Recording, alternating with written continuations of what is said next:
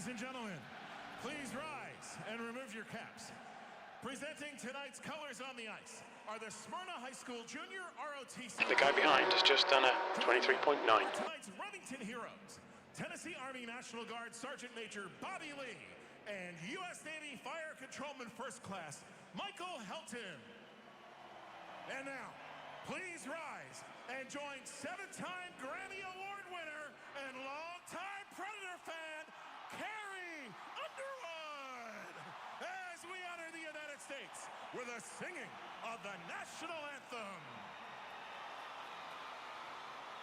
Oh, say, can you see by the dawn's early light what so proudly we hailed at the twilight's last gleaming, whose broad stripes and bright stars through the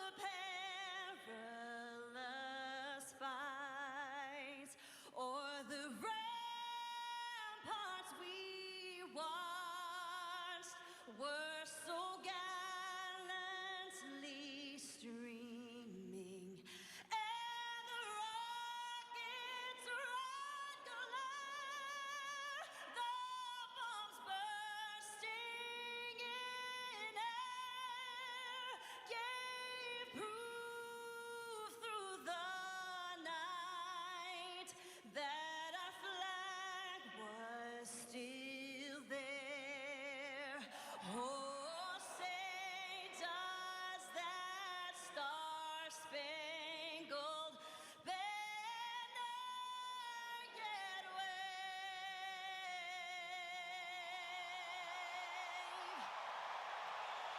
o'er the lands of the free and the home of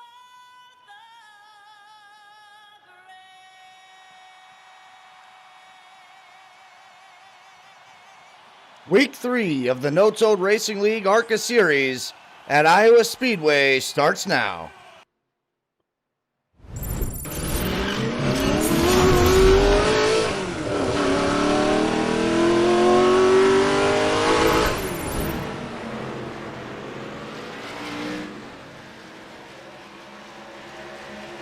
Good evening, race fans, and welcome to another night of ARCA Series actions with the guys from No Toad Racing League as I join my partner in the booth, Trey Carnes. Trey, how you doing?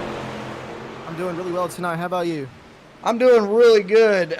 So we got a little special occasion here. I believe we're going to have a tribute lap here. Some of these guys have paint schemes that are going to be tribute, of course, 20 years in honor of what happened on 9/11 20 years ago. We see some New York Fire Department paint schemes out there. I know a lot of guys, including myself, there's a lot of older racers in this league that remember that day quite vividly. And so I know being able to go out there and have a tribute and in honor of that means a lot to these guys. Oh, yeah, most definitely. I wasn't born yet whenever 9/11 happened, but I heard everything about it, and it's still, like, it hurts me even still today hearing what's always happening. It's really good to see the drivers on the tracks just support it and just wear or drive paint schemes to never forget it, because it was the 20th anniversary of it yesterday, and to believe that it was 20 years ago, I know it's that was a blink of an eye for some of these drivers out here, and a lot of people can remember the day vividly. Yeah, now here at Iowa Speedway, one of the smaller tracks on the circuit, we did Talladega this season. We kicked off with that. Of course, your brother Skylar Carnes taking the victory there. Since then, though, Skylar kind of dropped into the points here. He finds himself in 5th place. William Jester in 4th. Johnny Brugg moving up to 3rd in the points. Alan Dixon 2nd. And, of course, coming off the win last week in that State Puff 250 is Matthew Piracini. So he's actually taken over the point standings here tonight at Iowa. I expect everybody to be bringing in a lot of motivation for this race. A lot of points here. We were off last week, Trey, and I believe we're off again next week before heading to the Daytona road course. So a lot of those guys that know they can't bank on the road course are definitely looking for a good finish here tonight at Iowa Speedway. Oh yeah, I agree with you fully. And the thing is, Iowa is one of those tracks tonight. It's a multi-groove track. You're going to see drivers driving the inside lane, the outside lane. Personally, one of my favorite tracks ever here on the just in person and on iRacing. I've driven this track many times before. I was able to get some fast laps. But talking about fast laps, Matthew Pericini, who's points leader right now in practice right now, he has the highest time. So it's probably one to look out for tonight. Yeah, tonight's race being branded as the Field of Dreams 100. We're going to do 100 laps here at Iowa Speedway. Tonight's sponsor is Ken Olsen, driving the 51 car here. Now, of course, for the guys watching at home who aren't a part of the Discord, a lot of these races are sponsored by the drivers themselves. It's a very unique Discord, a very unique league. It's been around for a long time, of course, celebrating their 20th season this year, Trey. So a lot of guys involved on the back end of this thing, not just as drivers, but as sponsors of these races as well. Oh yeah, it's really good to have sponsors here in this league too. Yeah, I was out doing something, so I didn't really listen to everything you just said. That's all right. I'll pick up where I left off. 11 minutes left in the practice here at Iowa Speedway. Looking at the times right now, Matthew Pericini picking up right where he left off 2 weeks ago. He's got the top spot in the practice session so far. Skylar Carnes, though, looking to make a statement this week as he was the Talladega winner. He came in there, of course, winning those first two preseason races as well. He came into this season with a lot of momentum. I'm not saying it's gone anywhere yet, but there are a couple of guys now that are ahead of him, and I feel like he's coming in here tonight with a lot to prove. He's running second right now in the practice session. Skylar Carnes, I've seen him practice days and days all of last week and the week off we had at this track. Personally, one of his favorite tracks too here at Iowa. But looking at Matthew Pericini, he's super fast right now in practice, and we're just going to have to see the battle between him and Skylar. I mean, a lot can happen tonight. Like, there's a lot of predictions. I haven't been to Iowa for a hot minute, though. I'm really excited to see them go racing, though.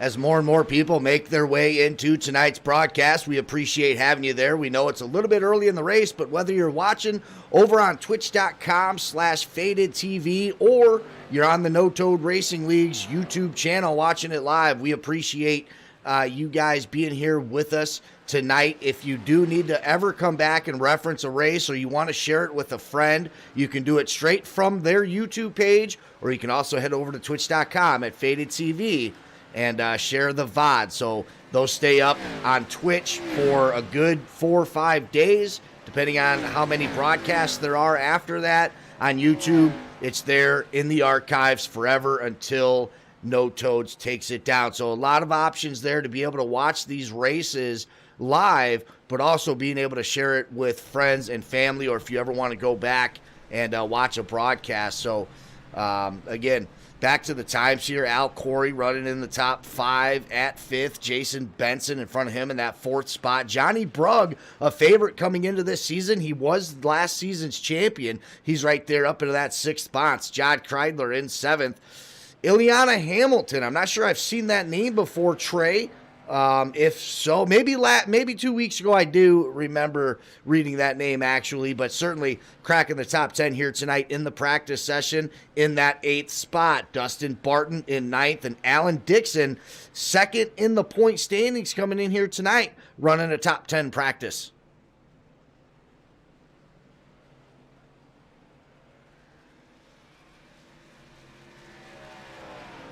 As you guys see, it's clear already. We are running under the lights here at Iowa, so it will be a little bit of cooler track temperatures.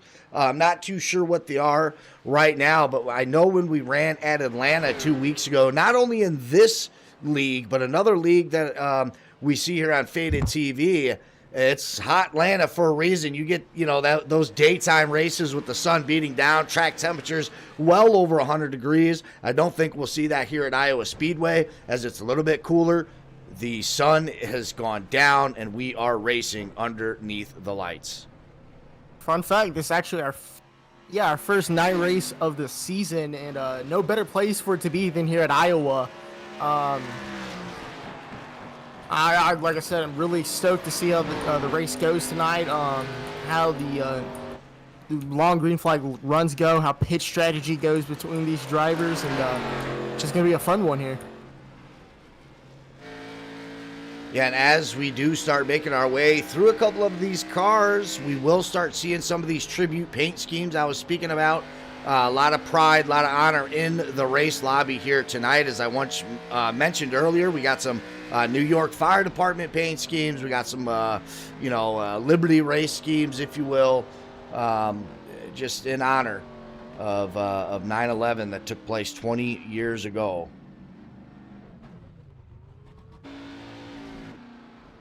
As we see Jason Benson with the Never Forget logo on his hood with the Twin Towers there. And on the back as well.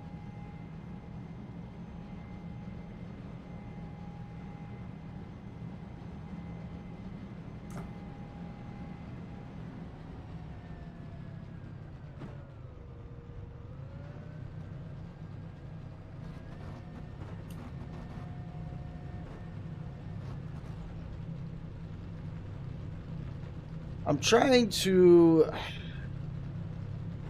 I had a Discord message come across earlier in the week. Discord user is Hoopties24. Trey, do you know who that is in iRacing? Hoopties? Oh, it's Jacob Clinkhart. There we go. Oh, then no, I don't. I wanted to make sure we spotlighted his car for him. He had some of these drivers reached out during the week. Like I said, they've been working on these paint schemes, getting their ideas.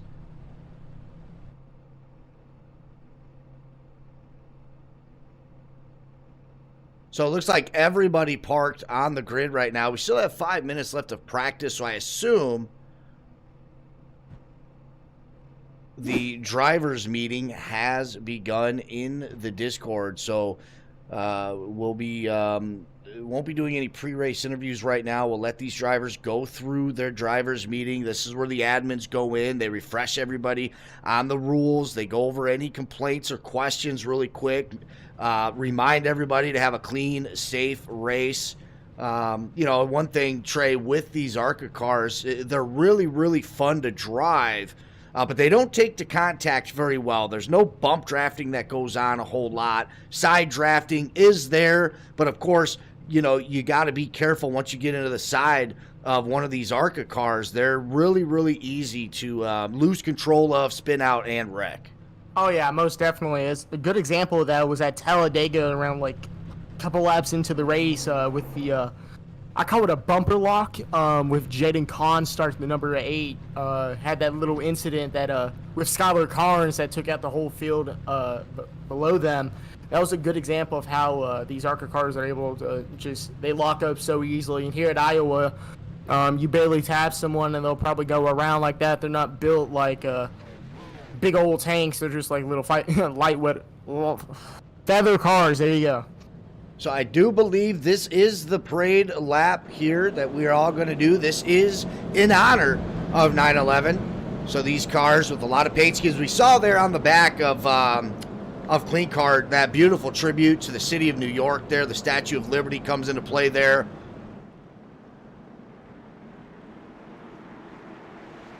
A lot of these drivers paying homage.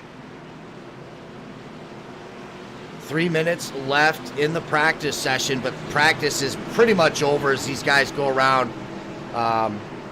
Trey and do this parade lap. It's really, really respectful for these drivers to do this.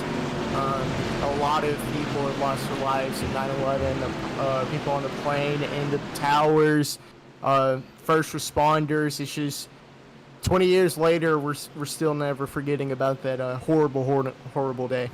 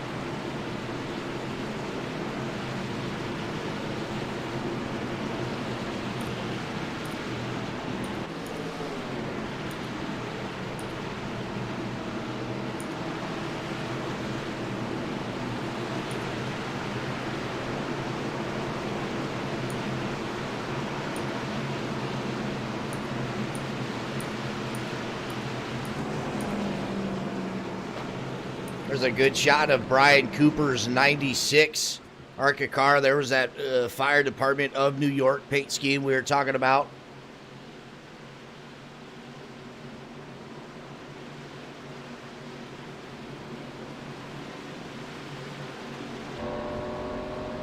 United States Air Force. We see on the 48 car, on the hood of that, the American flag.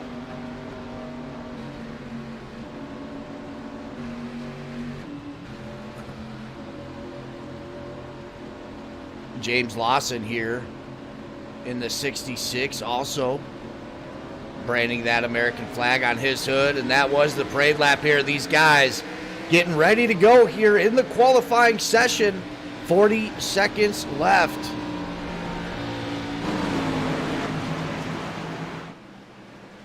So Iowa Speedway, Trey, you said at the beginning of the broadcast that you enjoy racing this track personally. Can you tell us a little bit for the guys that are at home, as these guys have a little bit of fun on the track here?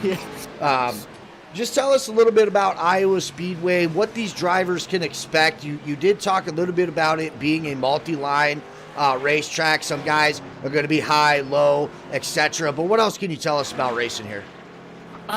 It's been a while, so I'll try to remember it the best as I can. This was actually one of the first tracks I have ever raced at on iRacing, was Iowa with the truck car, or the NASCAR trucks. I haven't raced them in the ARCA cars. I don't think I ever have raced them in the ARCA cars, but I remember that I would prefer the top lane out of all the lanes, just to be able to save tires more and everything. Tires are really crucial here. You're going to go through them like a bottle of water after you're done playing a game of basketball or something, but it's just one of those tracks that you just got to conserve, be consistent, usual like at every other track, but this one's just a little bit different, especially with the front stretch. It's kind of like just a different tri-oval and such. Right now I'm looking at Wayne Hayes. Also do want to say thank you, Wayne, for buying me this new microphone. Really appreciate it for it. Watching him run his lap right now. Usually what you want to do in 1 and 2 is usually coast a little bit of it. I think so. I'm trying to remember off the top of my head. The more I watch these drivers, the more I'll be able to pick it up. But coast a little bit, get on the throttle, and just, I don't know. I've really forgotten how to race here. Yeah, you're really rolling through the turns here. I would assume on fresh tires, you're not really too concerned about brakes. You're just lifting off the gas into turn, into the corner entry, rolling through the curves here, and then looking for a strong exit so you can carry as much momentum as you can, as we see here with this number 2 car. Make sure that you're on that throttle as fast as you can be on the corner exit.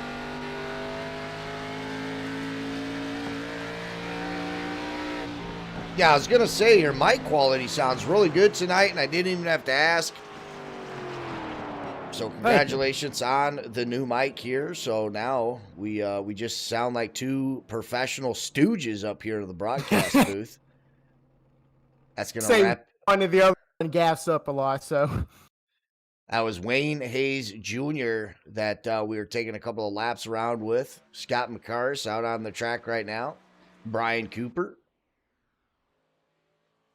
Jacob Klinghardt as well, making his way out there. One of the drivers that we highlighted here tonight. A couple of these drivers have that, I don't know if it's the exact same logo on the back bumper right underneath the deck lid, but it's certainly similar. It's a picture of New York City with the Statue of Liberty there. So even if you don't see the big picture on the hood or the side, they certainly, the majority of these cars have some sort of tribute on their ARCA cars. Really respectful for them to do so.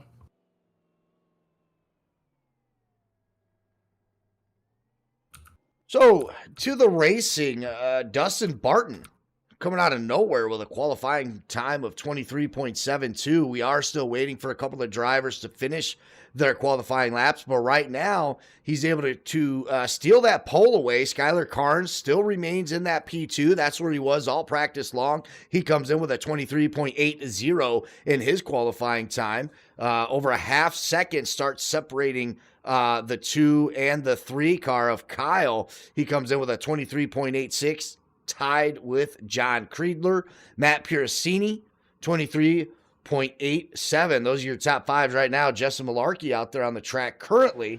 His best lap so far being a 23.89. He's looking to improve on that. Nope, looks like he is all but finished there. So that is going to cement him in that P6 with a 23.89. Also, Kendall Kerr with a 23.89. Behind him, Al Corey with a 23.90.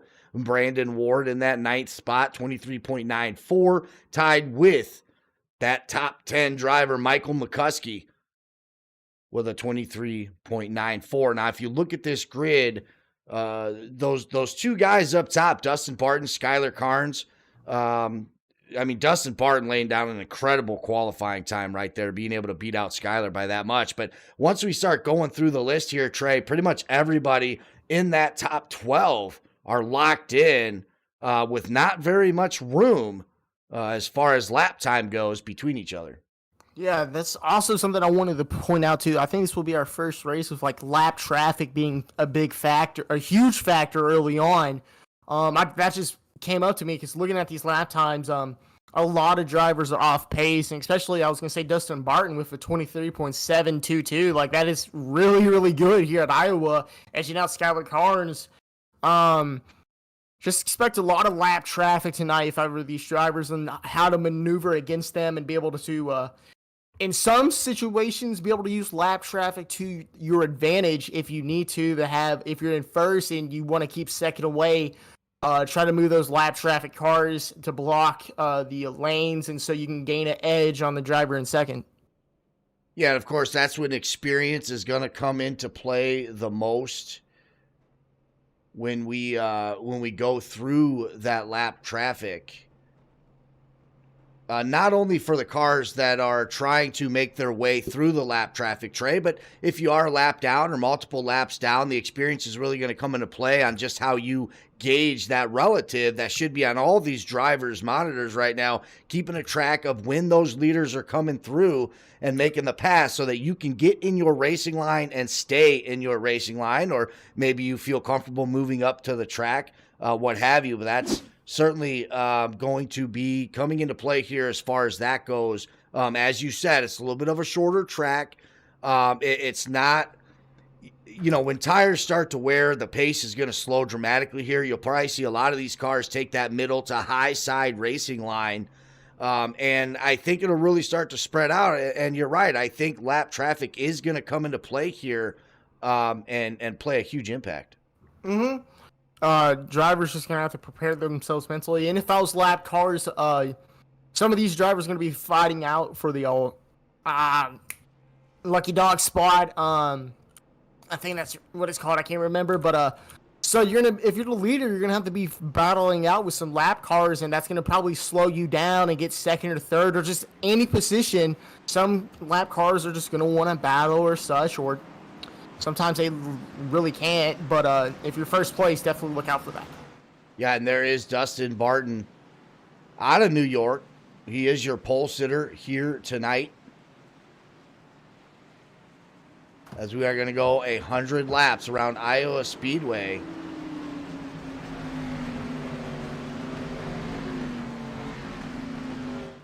Really, I think the story coming in here tonight is just how Skylar Carnes bounces back. He, like we said, he won the first inaugural race of the season, had a good points lead going there for himself, has now slipped to that 5th spot. And it's Matt Piercini sitting up there in top.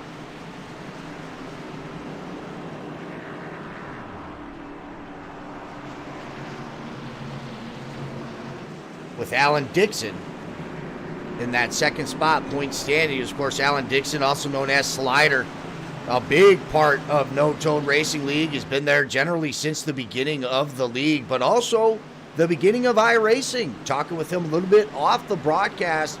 He did a lot of work with the developers at iRacing. He was one of the first to test iRacing. He had a lot to do with sim racing overall. So no surprise that he's been able to figure out early on just how to get on top of those point standings. Pace car is off. We're going to go green flag racing. Dustin Barton, Skylar Carnes sharing row 1. Behind them, Kyle Gretsch in 3rd and John Creedler in 4th. And there is the green flag as Dustin and Skylar drag race down into turn 1. Advantage, Dustin Barton. Skylar, though, right on the outside of that 47 car as they get onto the backstretch here. It looks like Skylar now running that high line. Like you said, a lot of momentum coming off that high line here in the early going for that 47. Yeah, but if you saw in 3 and 4 with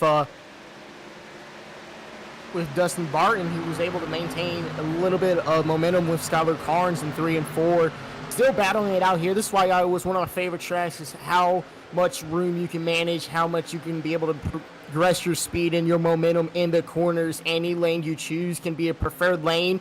Everybody's different here at Iowa, and that's why this is going to be a really good race. Johnny Brugg on the early move, up 3 spots within just a lap or 2.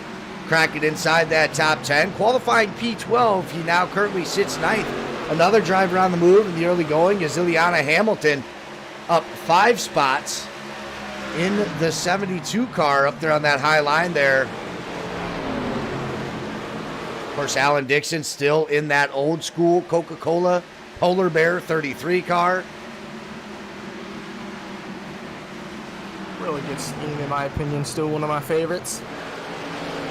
John Barton going with the all black, no sponsor, 68. I like it. A little bit of attitude on a car like that. Scott McCruckus in the Budweiser car. Joe Tucci behind him in the 94 as we make our way through the top 20. Jacob Klinkart back in 18th. He's up 3 spots, started 21st.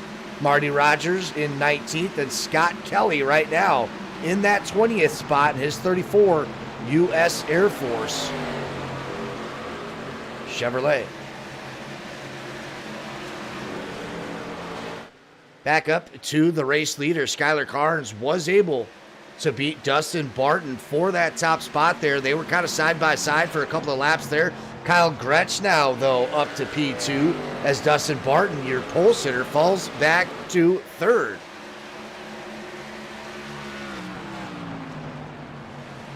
John Creedler behind him in that black and green 99 car. He hasn't moved a bit, starting P4, currently P4. Kendall Kerr, though, behind him in the top 5, up 2 spots since we went green.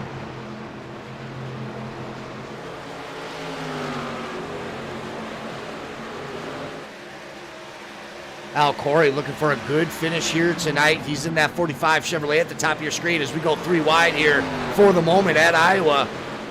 Oh, do we touch? Yes, we do touch. Ooh, Brugg. Johnny Brugg's in the... I can focus on it. Yeah, and it looks like... infield grass for a little bit. He was able to maintain it. Another unfortunate mistake there for Brugg early on. Well, I don't know if that's a mistake as much as, he got his left corner panel bumped into there. Obviously not intentional there, but they were 3 wide going into the turn. Coming out of turn 4, just so happened he had to avoid getting into the back end of the car that was in front of him, and because he had to lift the car behind him, not doing the same, getting into that left rear quarter panel, sending Johnny Bruggs down in the infield. Now, no iRacing cautions when you're on a track like this, Trey, that has a huge infield or a huge patch of grass like Iowa Speedway does. If iRacing doesn't feel like you're a threat to any of the cars on the track, they're not going to throw that caution. So Johnny in a world of trouble here early on. Especially him going in that infield grass, going to mess up the splitter a little bit. If a little bit of damage probably going to slow him down. But the thing here, draft doesn't really matter here at Iowa because it's all about your momentum and speed. I would say with Brugg, the night's not over for him. There's still plenty of racing left. Yeah, Iowa Speedway is certainly one of those tracks that you can carry a lot of damage with. As long as your steering's fine, your oil temperatures aren't going up, you can go with a little bit of body damage around the track. Aerodynamics not playing a key factor here at a track like this, such as, Talladega, Daytona, the super speedways, of course, some of the other mile-and-a-half tracks as well. But here at Iowa Speedway, can certainly get away with some body damage or some cosmetic damage as long as his steering wasn't affected by going into that grass.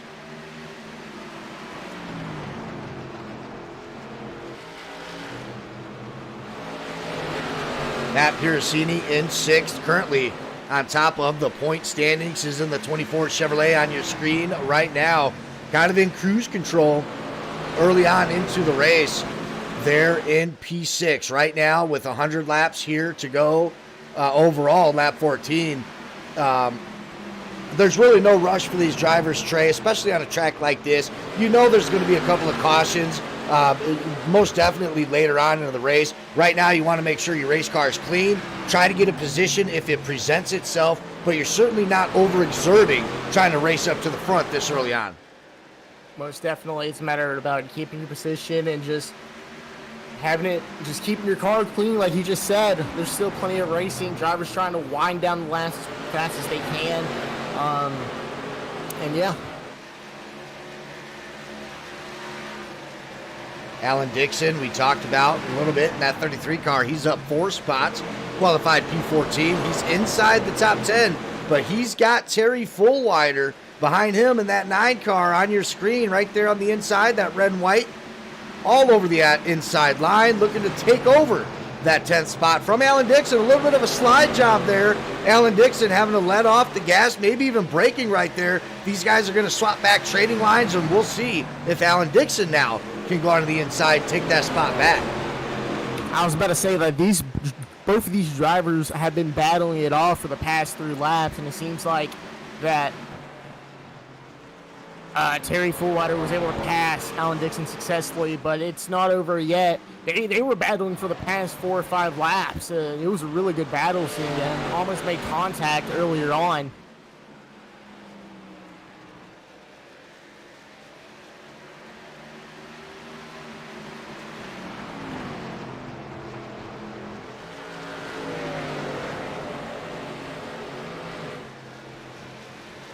Back up front, though, Skylar Carnes comfortably in the lead. He's got a 0.6 gap onto Kyle Gretsch running P2. Kendall Kerr still 3rd. John Creedler 4th. Matt Piracini 5th. But Dustin Barton, your pole sitter, now back there in 6th. So the Canadian driver kind of falling off a little bit here in the early going, coming up on lap 20 out of 100 here at Iowa Speedway. That's one thing that is one thing that is different with qualifying and in the race is no matter if you get the fastest time. I do know with Skylar Carnes and personally watching him myself, I know he's able to keep the consistent lap times, the 23.7s or 23.8s. He's able to stay consistent, and consistency wins races. Write that down. Consistency wins races. No matter if you're the fastest car on the track or what, you still got to be consistent throughout all corners of the track throughout the whole race.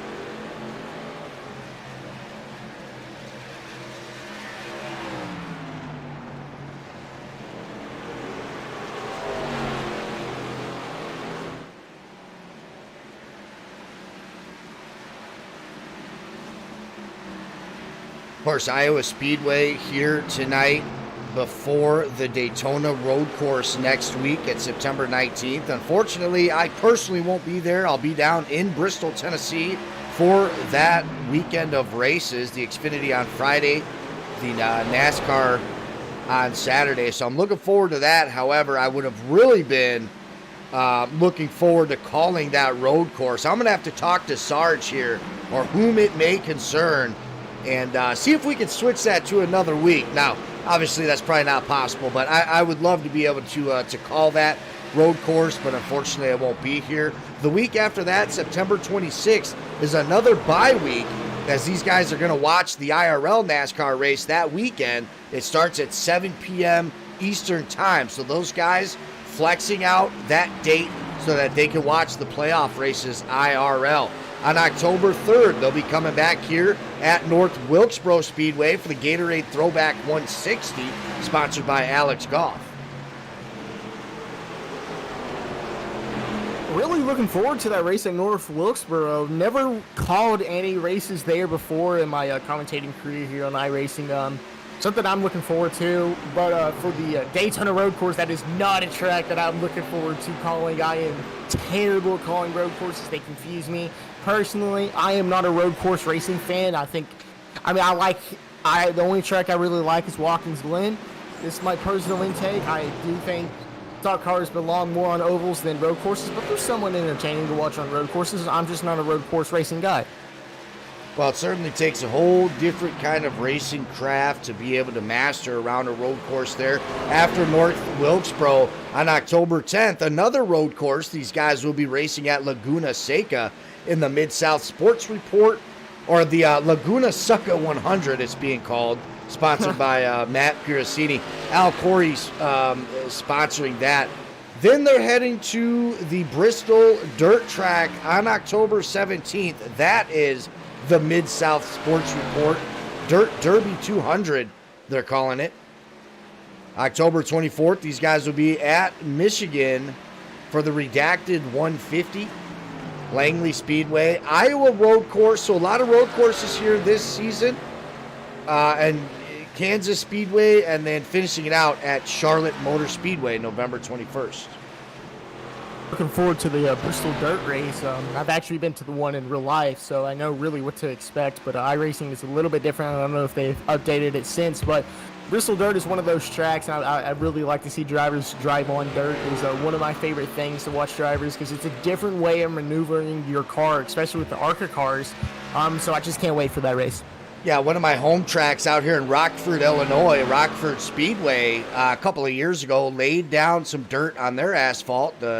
Was able to see that live, and as much as I enjoyed the racing, I think they could have done a little bit better there. It was a very, very dry track. It wasn't that great of an experience for me, but I did like the racing. Now, here comes that lap traffic you and I were talking about earlier on, Trey. Skylar Carnes making his way down on the inside of that 66 car, but already here at lap 29, we're already starting to see these race leaders make their way through lap traffic. Like I said, lap traffic is really crucial, because you'll see some guys trying to fight it out and trying to stay on that lead lap, while others will just move up to position and just advance or just take down like what they got, and like they're gonna be lapped down anyway. So you're gonna, if I was the leader of Skylar Carnes, I would be like, okay, how am I gonna maneuver against this guy, or is he gonna let me by, or all this? But if they don't and you have to battle a lap car, then that would make plenty of room for Kendall Kerr, who is in second right now and 2 seconds behind Skylar Carnes, and give him enough time to at least catch up a little bit. Yeah, absolutely, and I'm not too sure what the rules are with this league as far as in-chat communication goes. Would certainly be helpful. Some leagues don't allow any drivers to speak while on the racetrack, but if these guys were allowed to just open up that communication a little bit and be able to communicate with one another out there on the track, always makes it a little bit easier for these leaders trying to make their way through lap traffic. Now, as you said, Kendall Kerr, who did make the pass on that number 7 car of Kyle Gretsch, moved his way up into P2, but in the process, Skylar Carnes able to extend his lead to almost 2.5 seconds over the field. So I talked about it before the beginning of the race, right before it went green. How will Skylar Carnes come back after dropping to 5th in the standings, which, by the way, isn't anything crucial, right? I mean, he's still up there in the top 5. He's got a win under his belt for the season. But once you start falling, you certainly don't want to fall too far. And Skylar certainly responding here tonight at Iowa Speedway. I was about to say we have a car, the number 66 of James Lawson in turns 1 and 2. He smacked that wall really badly. Some right side damage to his car. Not really going to affect him, but I just saw that during the mid-sentence. Seems like no caution is thrown out for that, but just something I wanted to point out there. Yeah, before we take a look at what happened with John Barton going off track, it's important to note drivers like Alan Dixon, I believe, who were inside the top 10 or at least around the top 10 are a lap down. I'm not too sure if they came down under green for a pit stop or not, but let's go back and take a look at what happened with John Barton here. A little bit of a passenger slide coming out of that turn there, turn 4. Maybe a little too early on the throttle. He takes a spin off at turn 4, fighting the grass, trying to get back onto the asphalt before getting back on track. So the 68 car of John Barton with a little bit of a struggle there. Certainly showing some tire wear there, Trey, as we do see some of these cars coming off pit road in that replay. Oh, as caution is brought out here. Time for the white flag. Oh, I guess we have a little Oh, I am confused. Yeah, we got Kendall Kerr in the red here. That's what brought out the caution. This was second place driver, and we'll go back and take a look. I wonder if this was with a lapped car. I see Matt Piercini moving up to second, Kyle Gretsch third. So let's go ahead and take a look at this replay involving Kendall Kerr bringing out the caution.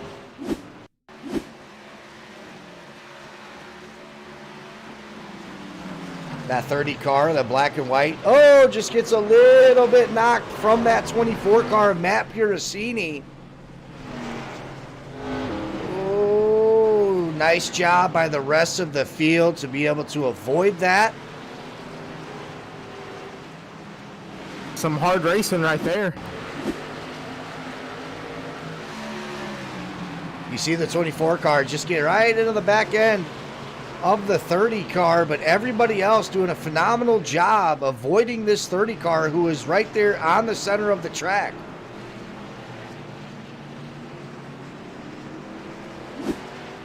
That's also what we said earlier on, how these ARCA cars are. If you barely tap them, like how I said earlier, they'll just go a little bit sideways and cause a little incident right there, like we just saw with the 30 of Kendall Kerr. And Kendall Kerr was making his way up. He was in second, but Matthew Persini seems like he took the corner a little too hot and just took out Kendall Kerr right there. Yeah, nonetheless, our first caution of the night. We had a lot of green flag laps here so far. We watched the race off of pit road. Skylar Carnes going to lose that lead to Brian Cooper. So he's first out, I believe, in that 96 car. At least that's what iRacing Live Timing is telling me right now. And he's up 26 spots. So, Trey, I don't think he went into pit road. That's why it was showing me that. And now here he comes down pit road. So I apologize to the folks at home. But now Brian Cooper coming down pit road, and that is going to relinquish that P1 spot back to Skylar Carnes. Really fortunate events here for Skylar Carnes, able to stay out and just be able to get a pit stop under yellow, and really fortunate for him as well.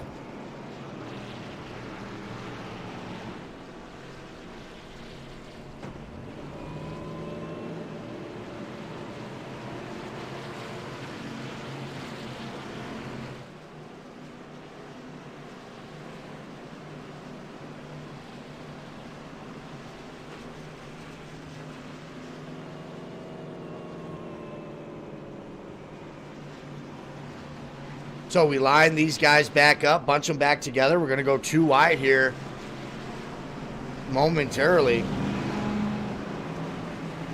And the green flag will be to Skylar. Now, everybody coming down pit road this time around, it was about that time in the race anyways, Trey, for these guys to be thinking about green flag pit stops, coming in for fuel, coming in for fresh tires.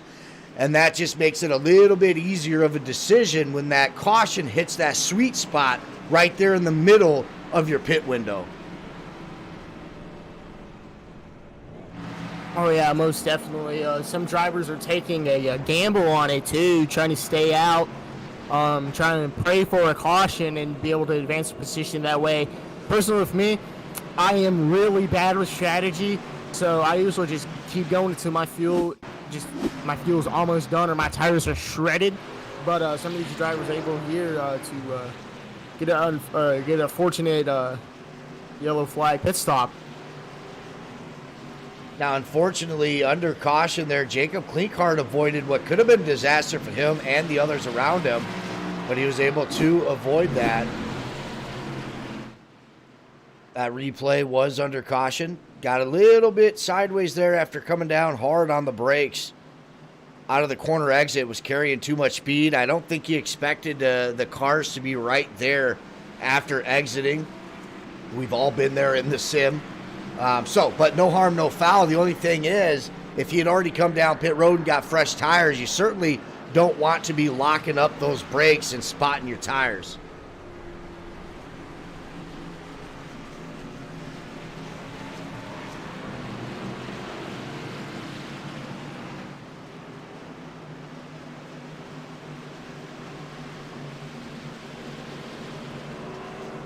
So Skylar Carnes in the 47 car, going to be on the inside. Outside of him, going to be Kyle Gretsch taking over that second spot once again. Justin Malarkey up 3 spots since the beginning of this race. Going to be on the inside of row 2. On the outside, Al Corey up 4 spots in his 45 Chevrolet. Mr. Corey having a good run for himself. Matt Piracini back there in that 5th spot where he started on the start of this race. Dustin Barton, P6.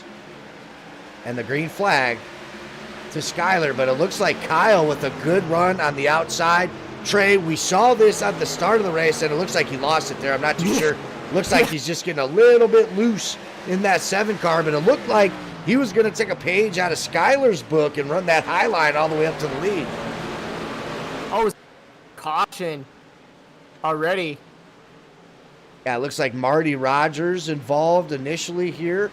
We'll see if anybody else was. But a tough start for Kyle, as it looked like he was going to have such a good run on that high side, but I think he ended up spinning the tires, switching gears there. Let's go back and take a look at this replay and see what happened with Marty Rogers and the rest of the field on the back end. He's in that white 27 car at the center of your screen right now, coming up just a little bit too high on that 68 car. Not too sure what happened there. Usually the spotter will let you know if there's a car on the outside there, but sometimes it can be a little difficult when you're coming out of a turn, Trey. That spotter doesn't always pick up on that car when you're coming off a corner exit like that. Yeah, most definitely. The 27 of Marty Rogers just seemed like he checked up too soon into the lane right there. That could be a really good possibility. Sometimes the iRacing spotter does have its goose and gag up moments where it'll tell you you're clear on the outside even though there's a car right there in your blind spot. Just little communication there, seems like, with Marty Rogers and the 66.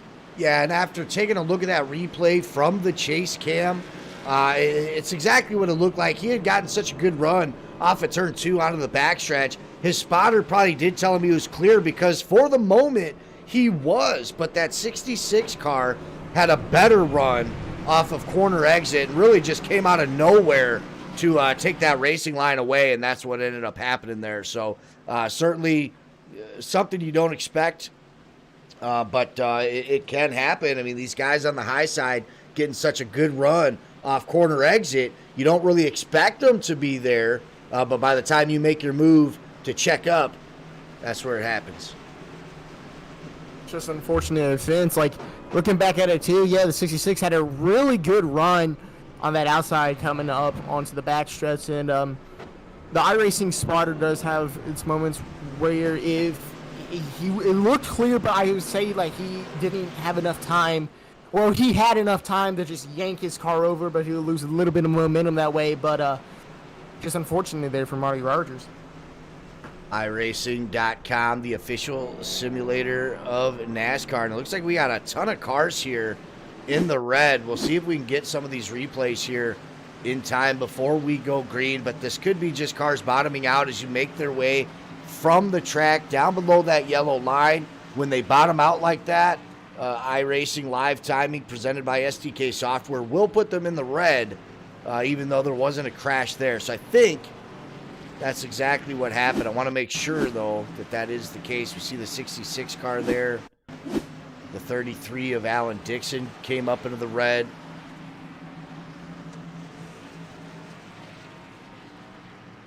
So all is well there. Wanted to go back, though, and make sure, just in case, our second caution of the night here at the Field of Dreams 100 here at Iowa Speedway. Lap 47 out of 100.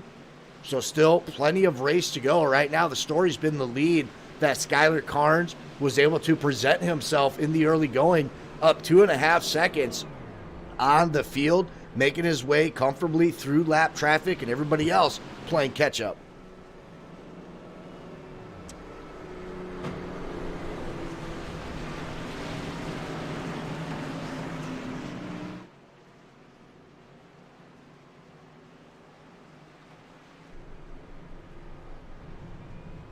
Kyle Gretsch here with a nice tribute car as well. You see the Twin Towers on the back of his car.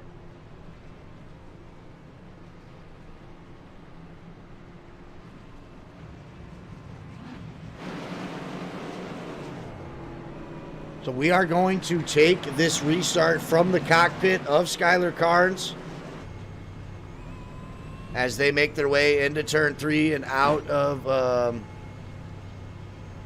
out of turn 2, excuse me, out of the backstretch, making their way to turn 3. We should be going green this time around.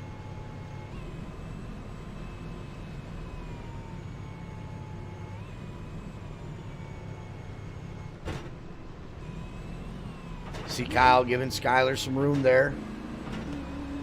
Very hard to judge when you're in that number 2 spot. Trey, you'd almost rather be in the 3 spot on these restarts. That way you don't have to look left or look right. All you got to do is look ahead to be able to see when that leader starts hitting that gas. Most definitely. And right there, Skylar Carnes took that outside advantage.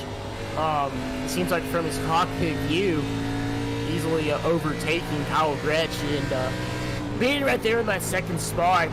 I had an incident here back probably a year ago here at Iowa where I was on that outside and some dude just came up right there, blind spotted me. I was holding on to my lane and I was the one who was penalized for it, for not holding my lane, even though he came up right into my lane. So if there's anywhere you want to be, I do agree with that. I'd rather be third than second or anywhere on the outside. Now this is the race for second and third. Kyle Gretsch, Al Corey, Dustin Barton back in fourth as well. You see these guys 2 wide. Back there, and it looks like we got a spin.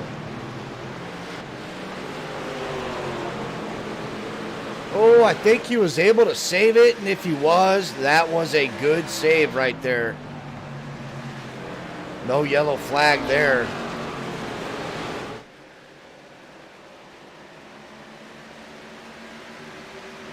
Looked like somebody got into the back of Scott McCarris there. Looked like he was going to go for a ride, but he was able to save it. Everybody else being able to back off and avoid any contact is going to keep us green flag racing here as we have made it over the halfway point. Yeah, in week 3. Looking back at it right now, it seems like it was Terry Fullwider who got a little bit of sideways there, a little bit of a bump from Johnny Brugg in the back. That's what we were talking about earlier, folks, is that these ARCA cars, they are really, really clingy to hit. If you hit them barely, they'll go sideways.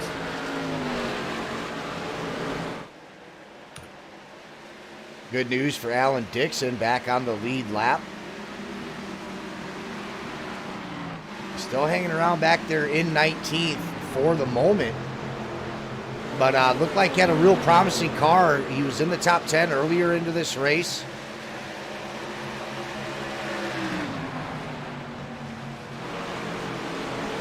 is now back out of the lead lap, trying to make a charge back up to the front. Now, he did qualify P14, so his pace might not be the best coming into Iowa Speedway, but certainly had a good start to this race.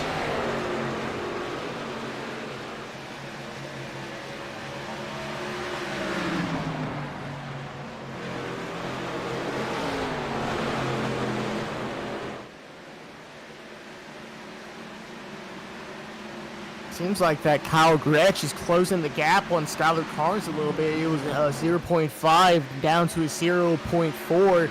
Kyle's catching on Skylar right now.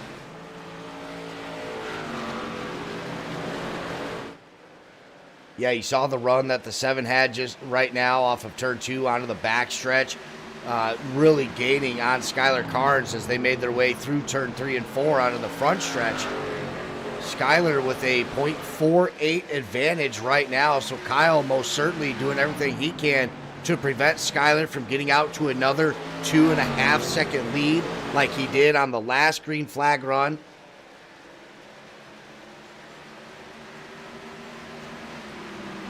I know how Skylar races, and he's a really good driver whenever it comes to conserving his tires. Another caution is out. Oh, big pile up, and it seems like in turns 1 and 2. Yeah, turns 1.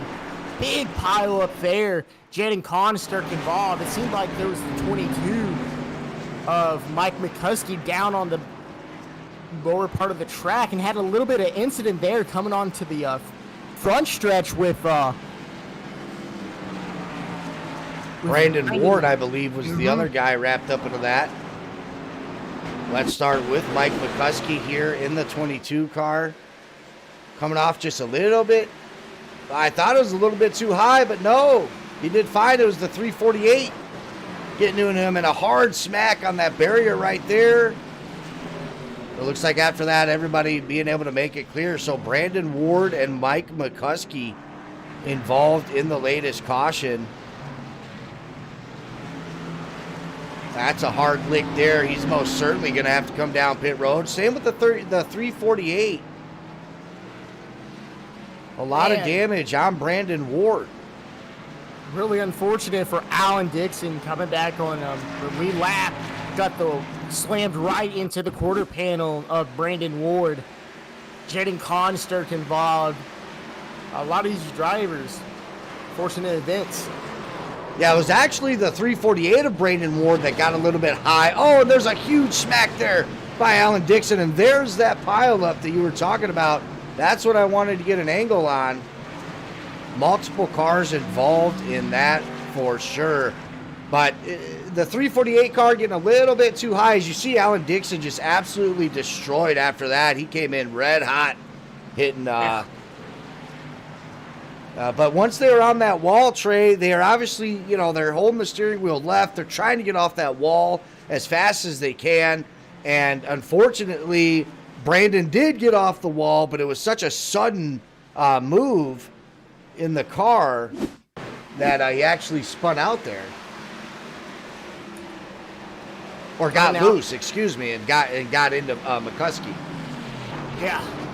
Right now, I'm looking at the driver POV of Alan Dixon. Seems like he got one of the worst parts of this wreck with his right front being popped all the way out. There was no room for him to go. He's like the 348 of Brandon L. Ward just came right there and just a lot of damage to that. Damage to that 33 machine.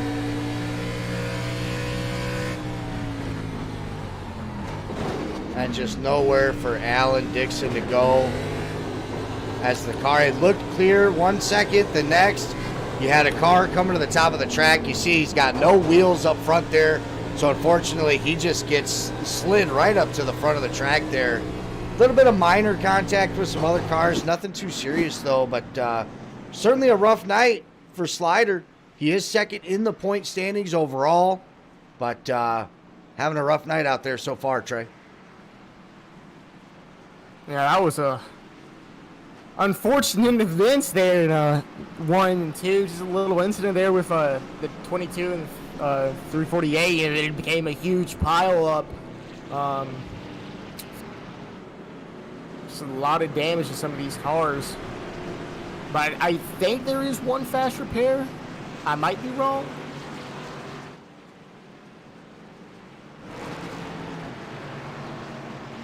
Well, as we take a look at the 33 car of Alan Dixon coming out of pit road, certainly some new shiny paint on that Coca-Cola car. So I would assume, yes, one quick repair for sure. Yes, there is one fast repair. So fortunate for Alan Dixon to be able to get that 33 machine back and run it up, because if he already used that fast repair earlier on, that would have been his race.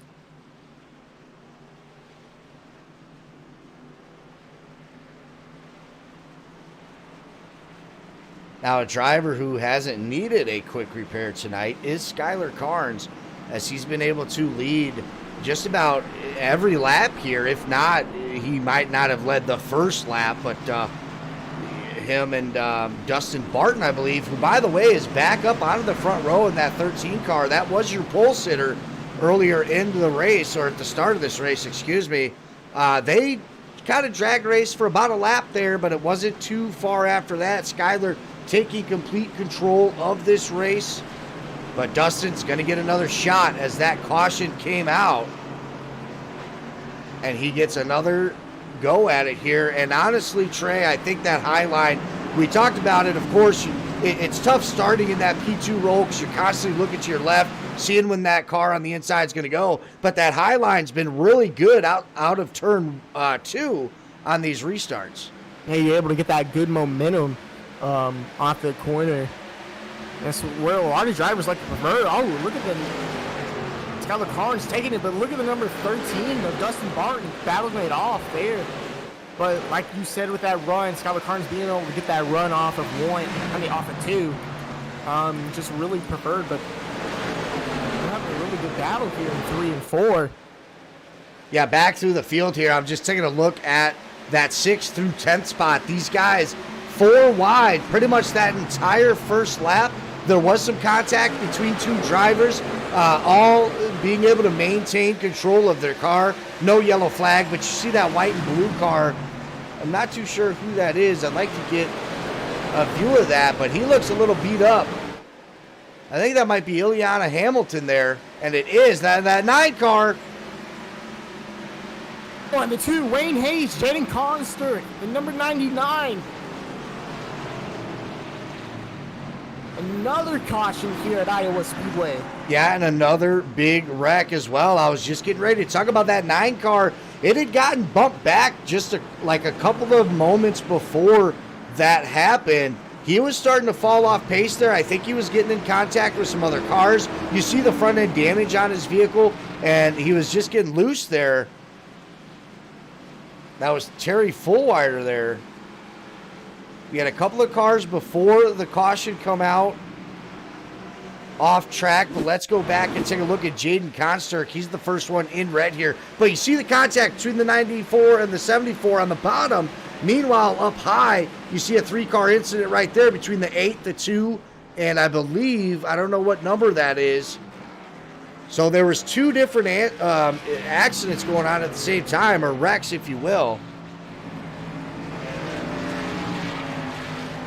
So the thing is that I remember it being a wreck fest sometimes here, and it's just you got to learn this track and learn the grooves and everything. And I know it can be really difficult to maneuver around cars whenever you're 4 or 5 wide, or that everyone is scattering for their positions. But another caution here at Iowa.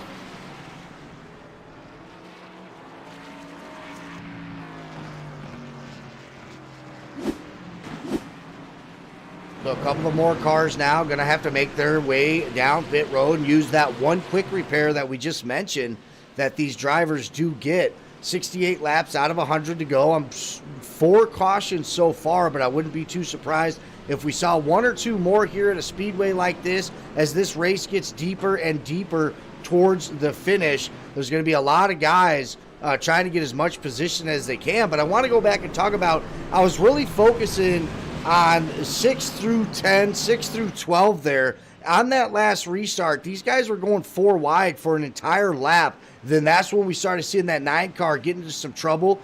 get really loose on some things. So a lot of guys now, I don't want to say getting impatient, Trey, but a lot of these guys now really starting to make a go for as much track position as they can as we've now gotten into the second half of this race.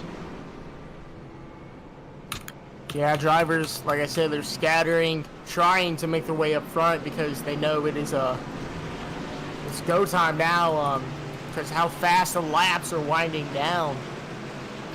Drivers are, like I said, just scattering for positions, and you got to be careful when you do so. Make sure you know you're clear. Make sure you're able to hold your line. That is a key factor, is holding your line, so you don't have incidents like we just saw.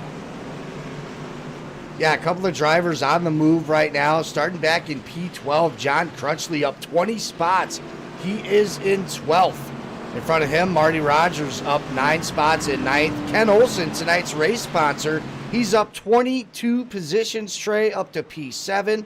Scott McCarris, 9th. Johnny Brugg up 8 spots. He's inside the top 5 for the first time here tonight, as he is going to restart 4th.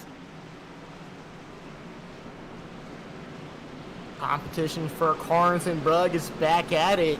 Brugg started a little bit back in the field earlier on, but now he's able to be in the top 5. Skylar Carnes, Kyle Gretsch, Matt Persini, your points leader, sitting in 3rd. And this is going to be a really good restart.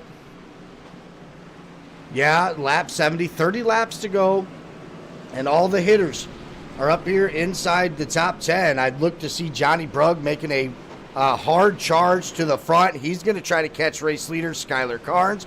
Kyle Gretsch, he started P3 in this race, so he's been up here pretty much throughout. Same with Matt Piracini. Al Corey right now in that 5th spot. He qualified 8th. So a lot of these guys in the top 10 is where they started, but Ken Olsen, Johnny Brugg, and Scott McCarris all up double-digit spots right now inside the top 10 as we have one more lap of this 4th caution. And we'll get back to green flag racing.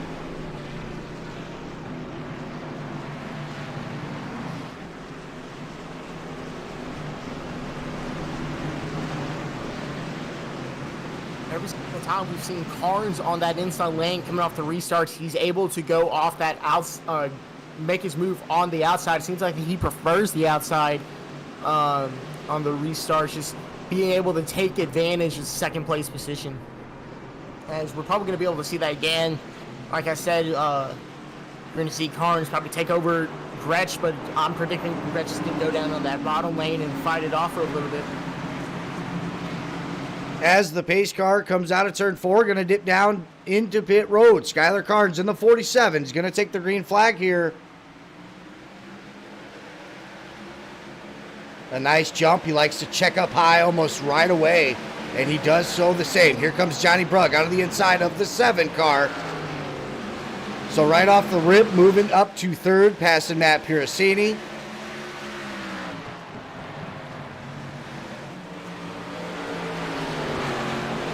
In that New York Fire Department paint scheme, Johnny Brugg on the move late in the race, trying to track down your race leader, Skylar Carnes. I've been watching Brugg all night, and he is insanely fast. He was able to easily get his way to the top 3 once again. Well, for the first time tonight, being able to go in the top 5. He had a little bit of an incident early on in the race if you didn't see, but he is tracking down. He is on the tail of Kyle Gretsch right now, entering 1.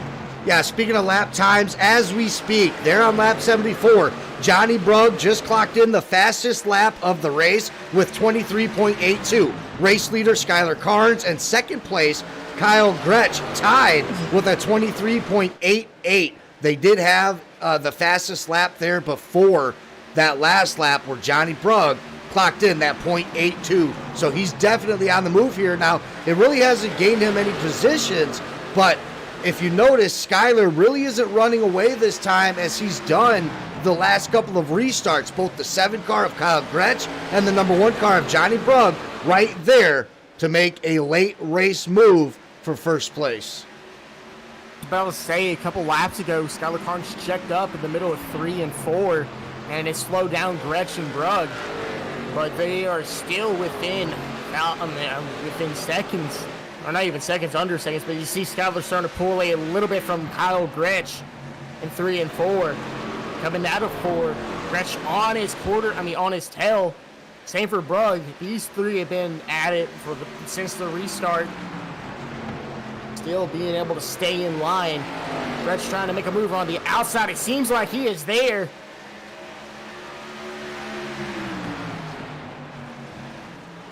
Battling it off as Gretsch hits the wall. Brugg's going to get by him. Unfortunate for Kyle Gretsch. Forced into the wall a little bit there with some hard racing with a 47 to Skylar Carnes. Yeah, and he's going to lose a ton of positions. Kyle Gretsch, who looked like he was just getting ready to make the move for the race lead and become your new leader here in the Field of Dreams 100 at Iowa Speedway, comes out of that turn just a little bit too hard, scraping the wall. He now finds himself back in 9th position.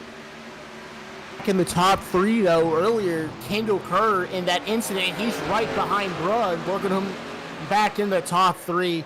Right behind him is Matthew Particini. Surprising how Kendall Kerr was able to make his way. He's going to make a move here on Brugg on the inside. He's able there. He is at his door, side by side a little bit, not able to make and capitalize the move. He's going to fall back into line. Yeah, he's going to have to check back up, but you see these top 3 cars, Carnes, Brugg, and Kerr, separating themselves away from the rest of the field. Matt Piracini sitting in 4th, Scott McCarris back in 5th, who, by the way, up 10 spots. So a good run right now by Scott. But these 3 cars certainly starting to separate themselves, create that bubble between themselves, and it looks like we got a clean 3-man race here for the lead. Bro, they've been going at it even since Carnes made his debut last season in the iRacing League of No Toads. Johnny Brugg, your past or defending champion right now. It's not odd or it's never old that we see these two in the top 3 battling off in 1 and 2. Look at Kendall Kerr, who was able to get that run for a little bit on 3 and 4 like he tried doing with Johnny Brugg earlier. As he seems he takes it deep and then checks back up, not enough. And that's the thing, though, is if you want to stay up with these guys, you can't use all your tires just yet. We're still on lap 82, and you don't want to kill out your tires and lose momentum. Yeah, 19 laps to go here. That's a good point. And I'm almost wondering if Kendall Kerr just doesn't have enough tires right now to run that inside line. It looks like he gets a really good run on the corner entry, but he's certainly having to lift quite a bit. I don't think he's got the grip to be able to make that pass on the inside line, which is why we see him check up on the front stretch so many times. Now we are under our 5th caution. Aaron Sayer wrapped up in this last one. So that's a tough break for these 3 cars, Carnes, Brugg, and Kerr, who are starting to run away from the rest of the field. But that's good news for everybody else. Maybe coming down, Trey, this time around and putting on their last set of tires. Most definitely, it's going to be an easy break for these top 3 drivers, but I do want to, sorry for interrupting you and making those sounds, but I want to say Aaron Sayer had an unfortunate incident there. He went down low, hit the inside wall, got slammed right into the catch fence. Really bad caution here for Aaron Sayer.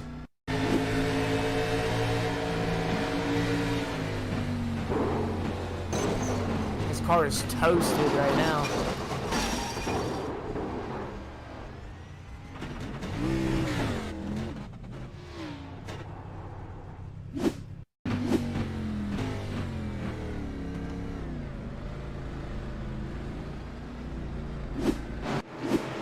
think that brings us on our 6th or 7th caution. I could be wrong.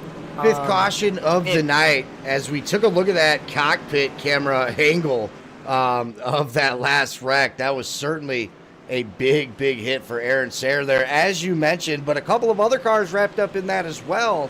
We'll have to take a look on pit road on if any of those cars had already come down and used their quick repair. That was not the type of wreck, nor is it the time to be out of quick repairs.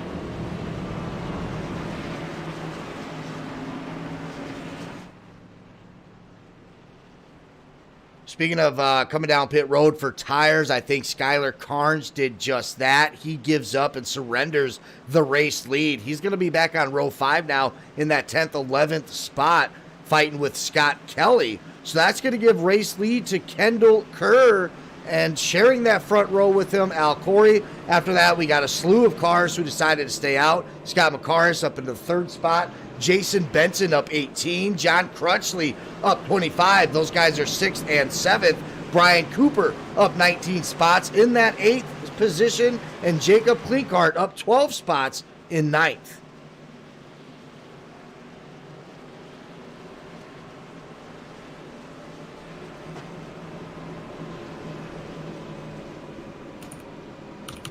So a lot of guys choosing to stay out. We'll see if it works. 15 laps to go. Johnny Brugg, Skylar Carnes, Matt Puricini, Kyle Gretsch, the top 5, the top 4 or 5 drivers before the caution, all coming down pit road, getting fresh tires. So we'll see if they're able to make their way through the field. There's certainly time for it, Trey. 14 laps to go here under caution. Plenty of laps on fresh tires to be able to catch this field. Oh, yeah, most definitely. Fresh tires here at Iowa, especially with 14 laps, 13 laps to go. I would take it. I would take that in a heartbeat, having fresh tires, because you're able to maneuver so much more. You're able to have more grip down on the track, not be able to get so tight and let off and all this. So we're going to see here on this restart with these drivers, these fresh tires, they're going to be able to do.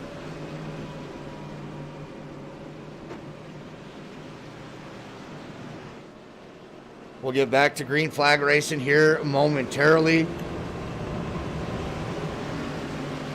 A lot of action still yet to come here, but when stuff like this plays out, it certainly creates an exciting finish. We know the fast cars like Skylar Carnes, Johnny Brugg, they do have the best lap times here, but they're going to have to make their way through the field quite a bit. And actually, I think Kendall Kerr might have took over that spot. 23.76 is his best lap. And right now, he's your race leader. But we're going to have to see how these top 10 cars fare on these older tires. Back to 2 wide, out of the backstretch. That means we are ready to go. Pace car will be off out of turn 4 this time around. Setting this up for 13 laps to go. Only 5 cautions here at the Field of Dreams 100 here at Iowa Speedway. We appreciate everybody tuning in at home, whether it's on twitch.com/FadedTV or the No Toad Racing League YouTube channel. We appreciate you guys tuning in here tonight, week 3 of the 20th season.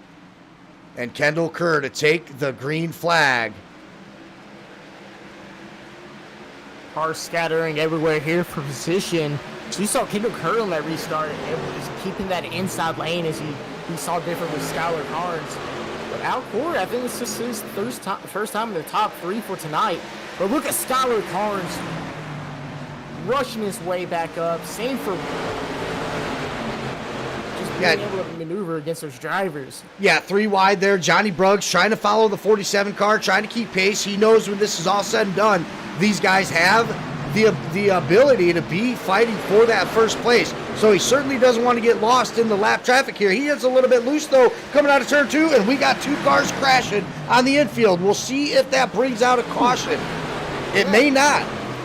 Yeah, there's the caution. I was about to say Matt Puricini and Aaron Sire had a little incident there. Same for Tyler Merritt. That's another incident there for Aaron Sire after just coming off that rough wreck. Matt Puricini, a lot of damage to that 24 machine. The left front completely dismantled from the from his car. Yeah, it all starts with Johnny Brugg getting loose out of turn 2. The 48 car trying to lift up and avoid him. The 24 getting into the back of him. I believe that is Matt Piracini in the 24. Yep, there he is, making the contact with the 48. He slides back up the track. He's going to take a couple of more cars out, including that 73 car. Now, we know that 73 has already used a quick repair, so his night is about all but done. That was a pretty good lick to the front end of his ARCA car. Tyler Merritt also involved in this. You see the 24 come up right there and smack that 53 car. He actually gets into the back end of Alan Dixon. A great job by Slider to be able to hold on to that. We saw a little bit of net code there with that other car coming in the 53. That could have been dangerous there for both those cars as far as damage goes, but got away with one there a little bit. It was a nasty lick for a lot of drivers there, especially for points leader Matthew Pericini. Luckily, he has a fast repair. I just saw him be able to activate it in the pits. But if he finishes below top 10, it's going to rack up the things and points. Even the top 5 rack up a lot of things. Now, you were talking about it before that happened, and as we were tuning in on Johnny Brug's climb up to the top, he got a little bit loose. That's essentially what caused that wreck. But Skylar Carnes went from 11th all the way up to 5th within a lap. So Skylar Carnes making it look easy here at Iowa, making his way back up to the front. He still has to battle the likes of Terry Fulweiler, Justin Malarkey, Al Corey, and of course race leader Kendall Kerr. But we are in that single digit to go here, Trey. How do you like Skylar's odds of making his way up and catching Kendall Kerr? If he went from 11th to 5th under a lap, I guarantee you he's going to be able to make his way very, very quickly up to that first position. As much as I don't like being biased or anything, I think you're looking at your race winner, but I could jinx it because there's a lot of situations that can happen. Carnes being a really fast driver, but another caution could potentially happen because your driver's being so aggressive, once again, trying to fight for positionings. You just got to learn when to use your aggressiveness at the right time. You can't be too aggressive or you're going to have an incident like that, or you might have a little mistake. A caution, a late race caution can mess him up, or just a car with an incident could really mess up Carnes' run right now. Now, if needed, we will go into overtime here, I believe, with a green-white checkered flag, and I think you're right. I think there's going to be at least one, maybe two more cautions, unless the admin step in and tell these guys to just take it easy and get it finished. But if that doesn't happen, look, these guys were racing 4 wide halfway into the race. I can only imagine what we're going to be looking at with 3 or 2 laps to go.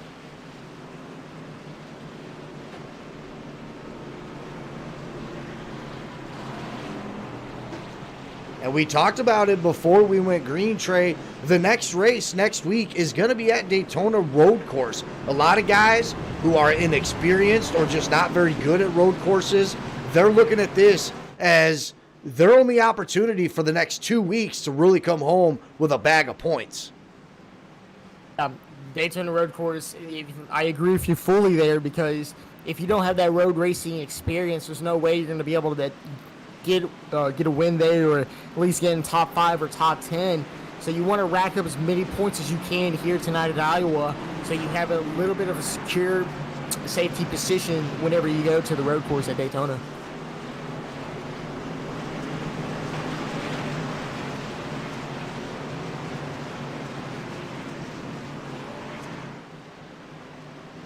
Alrighty, getting them back 2 wide here down the backstretch.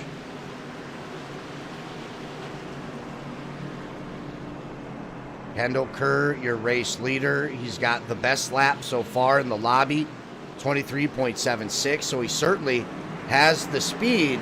But Skylar Carnes back there in 6th has the tires. Will he have enough time to make his way through the traffic here? He's got 5 cars to come up on. You see him there at the bottom of your screen right now in the 47 car. But right now up front, Kendall Kerr, Al Corey, drag racing down to turn 1. Look at there. By Carnes, everyone battling it off, and I think it's Justin, who was able to make it 3 wide on the get-go. Kendall Kerr, they're having a very heated battle here in 3 and 4. 3, 4 wide. Carnes right there. Like I said, my bold prediction, he was able to make himself up. But look at Justin Malarkey. Battling it hard here with Carnes. Carnes trying to get by him, moves him up the track a little bit here in 2. The racing car coming in 3 and 4. Malarkey on the outside of Carnes. Coming out of turn 4, Skyler looking for the momentum to try to get past Justin Malarkey, who did take it 3 wide to take over the race lead. Justin coming out of nowhere here now. Skyler with some fresh tires, but Malarkey certainly keeping it interesting right now. Out of turn 2, onto the backstretch. Still racing door to door, 3 laps to go. We see, I think, Al Corey up there in the wall. He's out of the race contention right now. We see the 9 car up against the wall. We see some of these cars. Oh, the 7th caution is going to bring out a green, white, checkered flag. And Trey, I was just getting ready to talk about, we see these cars who decided to stay out on that last caution have no tires left. And we had multiple cars going high onto the track, scraping into that wall. Most definitely. I just wanted to talk about Justin Malarkey's move off that restart, forcing him 3 wide on Kendall Kerr. And he had a really good battle with cars before the caution came out, fighting it off that outside lane. And like we were saying earlier, that outside lane off of 2 has the best momentum. And they were just going at it until that caution came out. Really unfortunate for both of these drivers. Yeah, and that was a pretty big wreck here, all starting with Mike McCuskey, who at one point had a really good run going. We'll take a look at this from a wider camera angle, just so you guys at home can see how many cars were involved in this caution. You see Alan Dixon involved again. He hasn't had the night that he wanted to. That's about his 3rd or 4th wreck that he's been involved in, the 22 car. One thing about these ARCA cars here, Trey, their tires like to go off of their axles when they get into these wrecks here. They start limping around the hood, and it's, I don't know if it's a little bit of a spectator glitch or if it's just the physics here at iRacing, but it certainly makes for a funny clip. Yeah, I agree with you fully.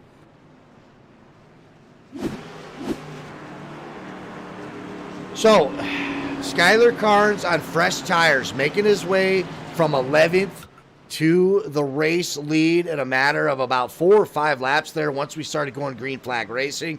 Justin Malarkey on that last restart just looked absolutely phenomenal. Let's go back and see if we can take a look at that.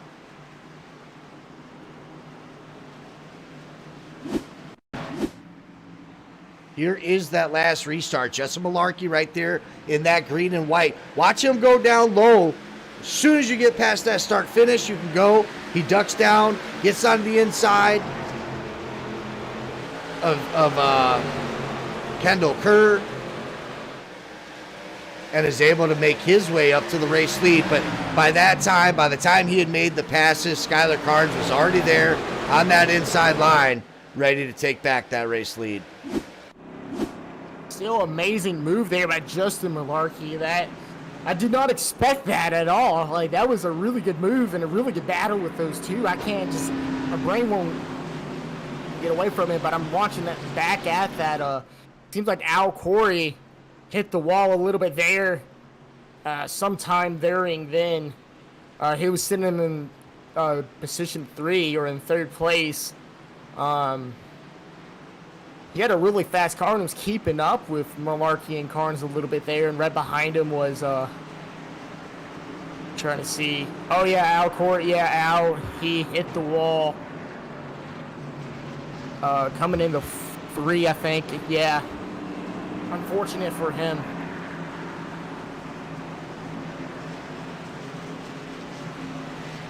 If Malarkey's unable to win this race from Skyler Carnes, I mean, it's still a phenomenal race move that he did to be able to at least put himself in contention for the race win. And if he can keep it clean, if nothing else, walk away here with the podium here tonight. I would say personally that was one of my favorite moves of the race.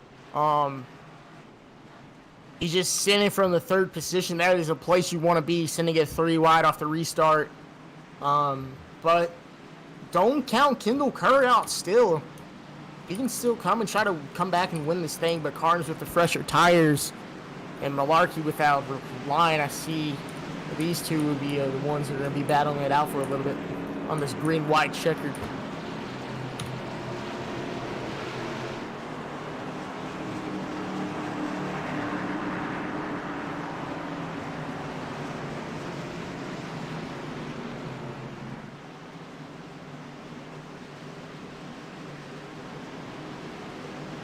Onto the backstretch for the final time of this caution.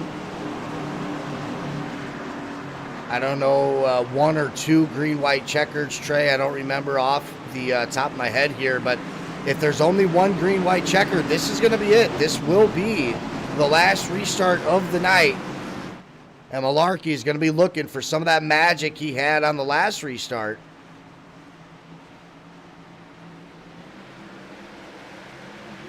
They're back racing here once again.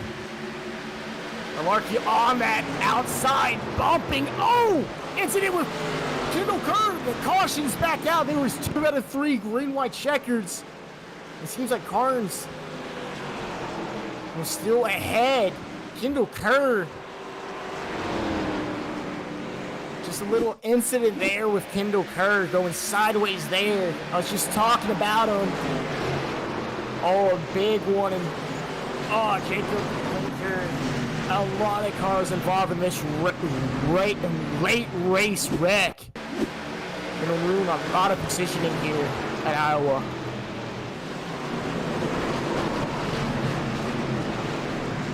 Oh, that 5 car had a really, really hard hit on the wall there. All 4 tires actually getting off the ground. That's how hard that impact was.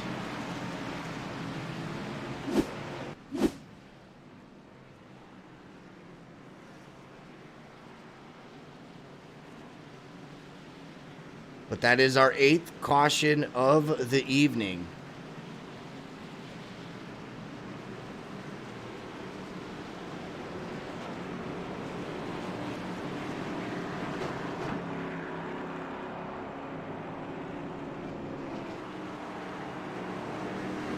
And maybe our final one. I've yet to receive word on if...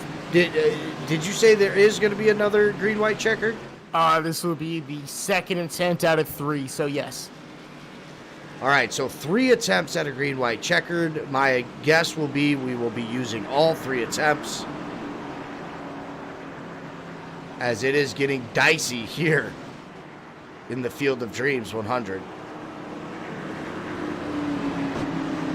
This is why I love Iowa, is the racing. When it comes down to it, these drivers put all their force into it. And if you put too much incidents, what happened to Kendall Kerr and Jacob Klinkert, I think I'm saying his, yeah, I think so.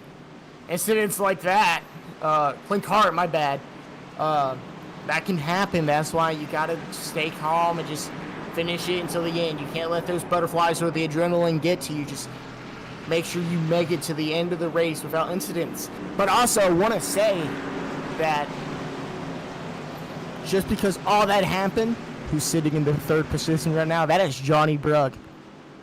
Yeah, Johnny Brugg, who was hoping to make his way through the field as easily as Skylar Carnes did, ended up getting a little bit loose on that one restart where he started P12. Didn't look like he really had a shot to make his way back up for a podium finish, but we've had these 2 cautions back to back.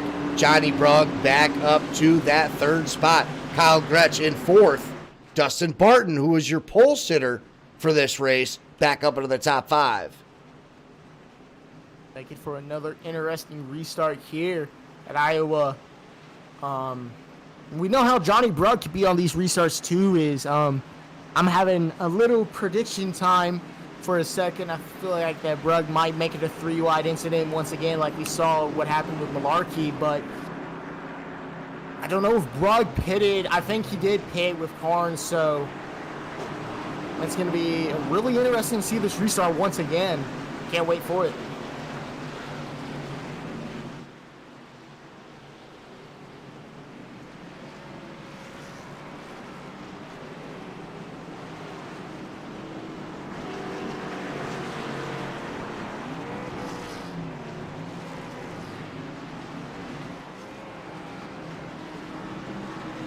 as we try our hands at a second green-white checkered flag.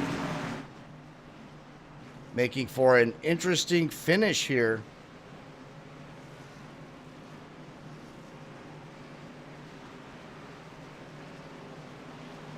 Looks like we're going to extend the caution one more lap around, as sometimes after big incidences like that, iRacing can take a little while to get everybody into the position that they need to. So we're going to get an extended caution, go one more time around.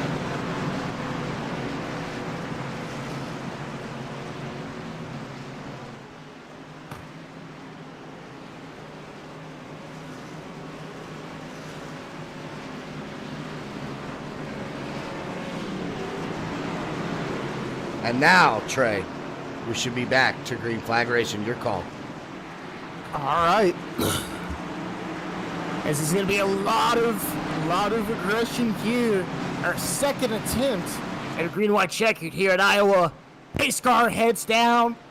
Green flag back out here at Iowa Motor Speedway. Speedway. As like I said, Brugg is going to go to that inside on Carnes.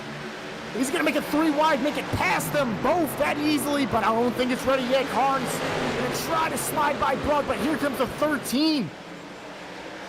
A little incident there with Malarkey. Cars going back, falling. Malarkey still out front. As there's bumping and banging everywhere. Oh, little incident there with Brugg. As here it comes. Oh, Jaden Consterk into the 47. Those two. Jaden Consterk goes up. And this is going to take our third attempt. I know that Carnes and Consterk are good buddies, but I guarantee you Carnes is not happy with that one. An interesting go there, as those guys were sliding, bumping, drifting. I mean, you name it. Oh, that was a big lick there with Alan Dixon. I was on the back end of that.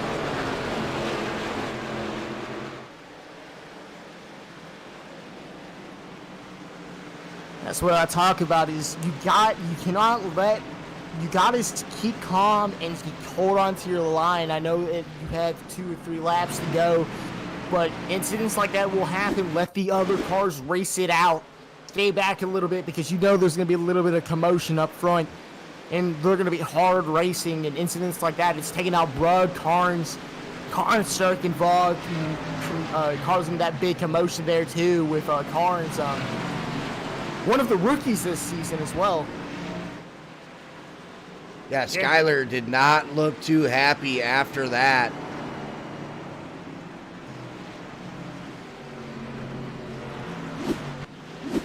Now that opens the door back up for the guy who started the racing first. As we go back and take a look at some of these other crashes here, as we are under caution. Well, that's most certainly not one.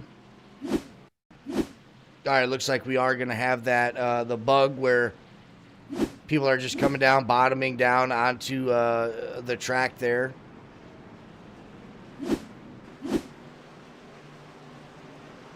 So a lot of these cars that were like mid-pack, Trey, that 10 to 15th, even though some involved, there was a lot that weren't. So there's a lot of drivers that just gained a huge amount of track position. Jason Benson up 19 spots. He's going to be starting 5th. Marty Rogers up 10 spots. He's going to be restarting in 8th. And John Crutchley up 23 spots. Right there in the top 10. Going to be restarting in 9th.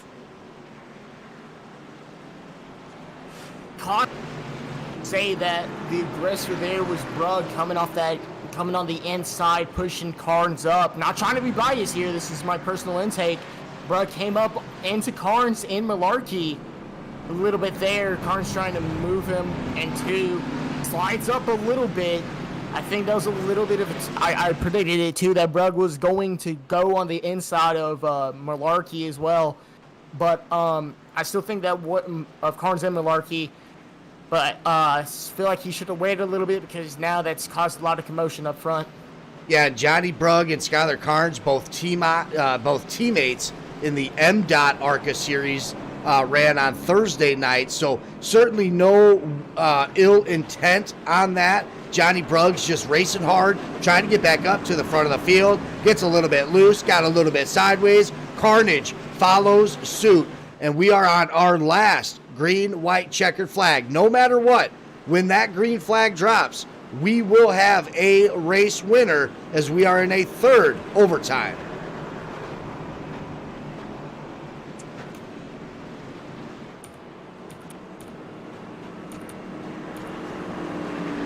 Dustin Barton, Justin Malarkey, Kyle Gretsch back up in the top 3. Scott McCarris, Jason Benton, your top 5. Going to be battling it out. Matthew Persini also back.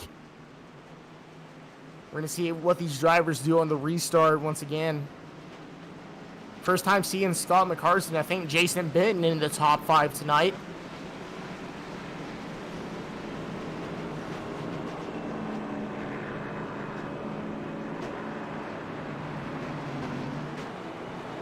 There's a lot of opportunity for some of these drivers up here in that top 8 to make their way up through the field. I'm interested to see if Justin Malarkey can capitalize. He's been so good on these last couple of restarts. I look to him to take that high side all the way to the race win here. Be really interesting to see what Malarkey does here. Same for Dustin Barton, your pole sitter. And the pace car goes down. Oh, no, that was just my camera angle. Oopsies. But pace car goes down. Here we go, third attempt, 3 out of 3 at green, white, checkered. So we're back racing here at Iowa for the third attempt at green, white, checkered. Malarkey with a really good pace off that outside. Dustin Barton, though, doing a really good job on that inside line. Malarkey's got to be careful. He doesn't get onto the wall. It looks like right now the 7 car of Kyle Gretsch now trying to get involved here. He's on the inside line as the 2 cars that are on the outside. Looks like they do touch a little bit. Not effective, though, as far as race pace. And it's a drag race here on the final lap between Dustin Barton and Justin Malarkey. He's to. Oh! It's been there! Cars back! Scott McCarris, Johnny Brugg right behind him. Will Brugg be able to capitalize off him? Gonna try to move him out as he turns him! I think the race was called before the green-white checkered. I think your race winner is going to be Scott McCarris, but I'm not too sure. We're going to have to wait for some official results there. But I think because it was a green-white checkered, our last one, the caution had came out. I got the checkered flag on my overlay before Johnny Brugg made that pass. But I could be wrong. And maybe Johnny Brugg did come across there as the race leader. And that is what it's showing right now.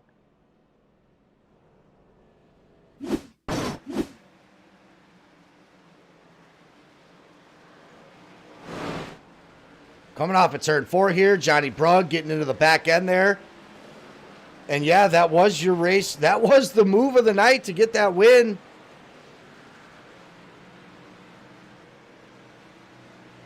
Now let's go back and take a look, see what happened here. The white flag dropped. Dustin Barton getting onto the inside there of the 97. Both of those guys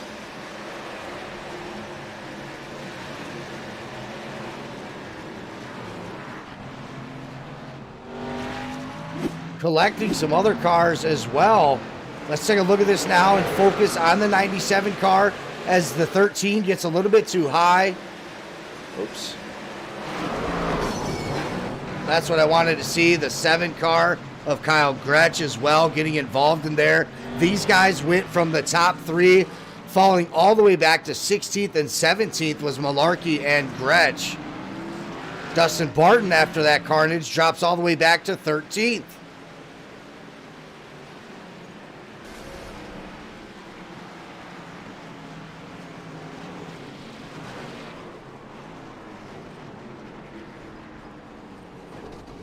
Jason Benson, though, looks like it's going to be your second place driver.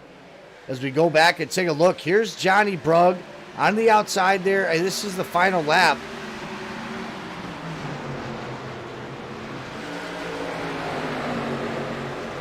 I mean, Johnny's all the way back in like 5th or 6th right there. Avoids all that carnage along with that 95 car.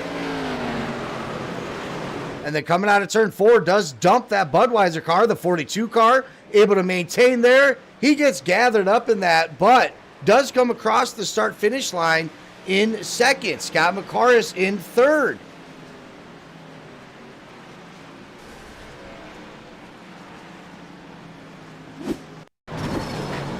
Who actually got it here?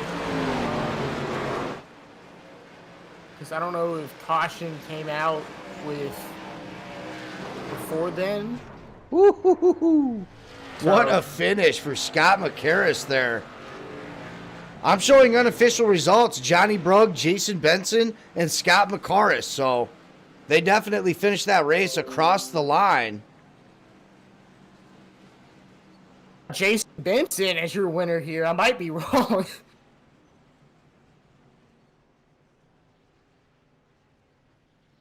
We'll wait to see if we get any official reports. But if those standings that are on iRacing Live timing do stand correct, Johnny Brugg did win that race. Really, turn of events. That's what green white checkers can do to you. Wow. Speechless. Johnny Brugg just had to do what he got to do for the win, and that's just racing. That's just hard racing. There's nothing wrong with that. If you got to turn your opponent to win the race, you got to do what all you can, and that's just hard racing in my opinion. And I'm not sure I think the league and the admins are still going over things. I do not see anybody yet in the podium finishers voice channel. So I think these guys are still trying to figure out things here at the finish. Let's go back. We'll take a couple of look at some replays of that checkered flag. Let's go back to the white flag. Let's do a chase cam with Johnny Brugg.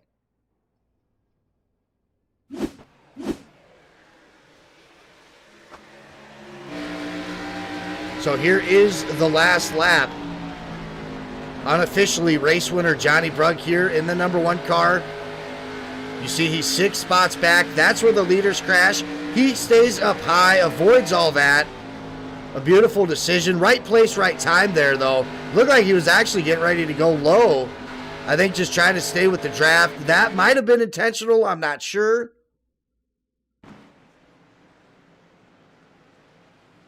And then iRacing wants to cut out, unfortunately,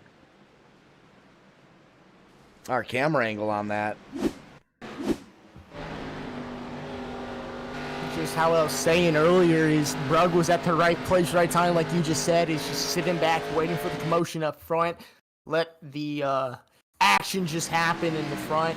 And he was there because I knew something was gonna happen with Malarkey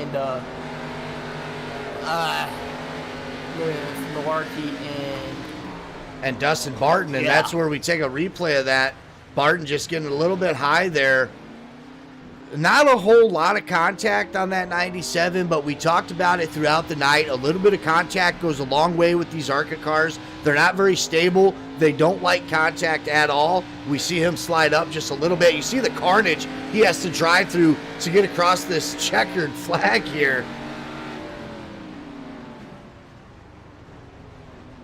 wow. Well, and I'm not seeing anybody for post-race interviews. If there's an update or changes into next week, we'll certainly go over it.